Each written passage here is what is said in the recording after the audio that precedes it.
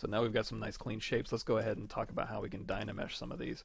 So I'm going to go ahead and grab the simple one we have down here. So here's my Z-sphere little chin thing, and again I'm just alt tapping to do that. If I want to, I can shoot it to the top, hold down shift, click this right arrow, and turn everything off, and then just isolate this. So here's my geometry, and in order to start doing Dynamesh stuff onto this, it needs to be have no subdivision history, and it has to be a Dynamesh. So what I'm going to do is, well, I would use this menu here. I'm going to show you where it is once, and then I'm going to start using that menu. So under Geometry, Dynamesh, you've got your resolution, project, blur, group, polish. Your resolution is going to determine how many polygons make up this shape. If it's a low resolution, obviously it's not going to hold very much information. It's going to get pretty crumbly. So what I'm going to do is turn this resolution up a little bit. I'm not sure how high, so we're going to test that. I'm going to turn project off and blur off. The new algorithm for creating these shapes works fine, so I don't need any of that stuff, and it works a lot faster. So with this resolution at say 368, I'm going to hit Dynamesh, and I don't want to freeze any of that stuff. And it says mask must be cleared. If it doesn't work, and like, why isn't it working? Look up here and it'll tell you. So unmask, just control drag out here and then hit Dynamesh. And that's way too low. So I'm gonna crank this up to like 1568 and hit Dynamesh. And it's gonna say mask must be cleared. Clear mask again, Dynamesh. There we go. It's a little bit low, so I'm gonna crank this all the way up. And go ahead and make sure my mask is clear, then hit Dynamesh. That'll work. So now we've got our Dynamesh here, and we can start cleaning and polishing up the shape. So for example, if I want to go to Brush, Insert, Cylinder, if I hold down Alt and put in a cylinder, and of course since it's auto mask, you can actually go in here and move this around and control drag, and it'll drag the. Oh, let's go ahead and move this up a little bit. So I'm going to tap here and just move this in. So if I hold down Alt and Insert, it'll do a flipped mesh, and you can kind of punch holes in it. Another thing I do a lot of is, since I want to see where things are, you can do, or I want to subtract multiple shapes, let's say. Let's say I want to go to Brush, Insert, Cylinder, and if I start dragging with Alt, it's going to, well, this has double-sided on, but if it's doubles off, you're going to see you can kind of see through it. So just turn on double if you want to see what's going through. And you can move this around. Now if I want to subtract multiple shapes, I can hold down Control-Shift and make multiple shapes. I can hit E and scale these in. Now you're going to see it scaling to the center. Go ahead and turn on local symmetry, and that'll scale it just to the center of that object. And of course, all of these shapes, I'm going to isolate them. How I did that is just Control tap a polygroup, and it'll select that. And then I'm just going to hit W and just punch these through the shape. So now if I Control drag, it'll punch all the way through. An alternative to that is if I just go down to the original object here, and I go to Brush, Insert, Cylinder, let's say. I'm not gonna bother holding down Alt. I can always make these alternate or a inverted or a Boolean subtract mesh later on. So I'm just gonna insert this cylinder, make sure it's where I want it to be. If I want to make sure it's punching through the mesh, hit W, tap on the end of this thing here, hold down Shift, and just kind of pull this end one, and it'll stick it right through the mesh.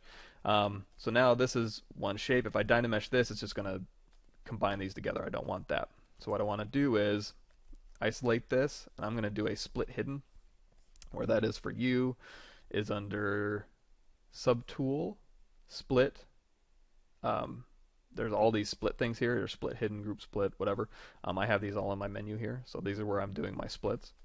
And what that's going to do is I have this cylinder object here, and I have my chin object here. And this is what I want to subtract. Now let's say I want to subtract some more stuff.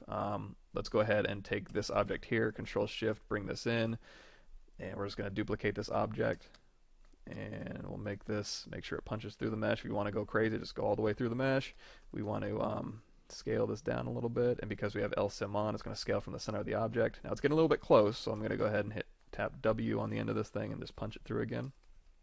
Or if I want to go to Brush, Insert, let's say we want to cut out a cube here, so I'm going to insert a cube on this original chin mesh here, so I'll just drag from the middle, and then I'll just insert one right down the middle, and I'll hit W, punch that through, and that's I want to clip that out as well. So now I've got all these different shapes, and just one shape I want to clip from. So what I'm going to do is take this shape I want to clip from. Well, first I'm going to get rid of this square here. So I'm going to go to Hide Point, which is under Visibility, Hide Unmask, and then Split Hidden. So now I've got a square shape and my cylinder shapes. You're going to notice in here my cylinder shapes, there's these top ones are actually masked. When I Control Shift drag, it masks the original and drags out a duplicate. If you want to prove that, you can go down here to masking, and you're going to see if I click View Mask, it's actually going to show you. So it'll mask it but not show you. Can be a little bit tricky, but just when in doubt, just Control drag and it'll unmask, and then when this thing updates, you'll see it's unmasked. So we've got these shapes and we've got this shape. What I basically want to do is take all of these shapes out of this shape. So what I'm going to do is I'm just going to take Alt Tap this chin thing right here, shoot that to the top. Like if I'm buried down here, all I have to do is just tap all these things and just shoot them to the top, and now I know I'm organized right up here. I'm going to shoot this chin one straight to the top, and now these two, I want to combine this mesh and this mesh. So what I'm going to do is grab this one, and my merge down is Control E, just like in Photoshop, but if you want to, you can go to Merge, click Merge Down, hit OK, and that'll merge all those down. One thing I do like to do is go ahead and simplify all this polygroup stuff. I don't think I'm going to need this polygroup stuff anymore, so what I do is hit Control W and Control W, just one polygroup and one polygroup. The reason I do that is sometimes when you're Dynameshing, when you have a bunch of polygroups, it can start doing a little bit of weird things. So if you're Dynameshing and it's not behaving exactly how you want to, go ahead and polygroup everything into one polygroup, just one for the subtractive, one for the original, and just go from there. So now what I can do is just hit well, I want to merge these down now, but first I want to tell ZBrush, hey, these little items right here are subtractive. So I'm going to click this icon right here. So I've got this top one selected, hit Control E, always OK, Control drag, and now they're subtractive meshes. You can go in here, make sure you have X turned on, and you can go ahead and smooth these out. Or if you want to, you can go ahead and Control Shift, go into Clip Circle Center, let's say, and you can clean these things up with a clip. Hold down Alt. And I'll clip those to a perfect circle. Same thing with this one. You can clip rectangle and clean that up. You're going to notice this Dynamesh isn't all that high res, even though I have it maxed out. One way I can fix that is I'm going to show everything. I'm going to go under Deformation, and I'm going to do a size, and I'm going to go up 100, and then I'm going to go Repeat to Other, and that's going to size everything up to 100. Now with this one selected, I'm going to hit F to frame it. Go into solo mode, just tap it. And now it's the same resolution, but if I Dynamesh this thing again, it'll Dynamesh with even more polygons. So now, it behaves a little better, and I have more polygons to play with. So that's one way you can adjust how much resolution your subdivision levels have. So now we punched a bunch of holes into this one, and used a bit of Dynamesh and cleaned it up, and use the retopology to get nice clean shapes, and then use a high resolution Dynamesh to start punching in cool shapes into that clean shape so it looks nice and hard edge.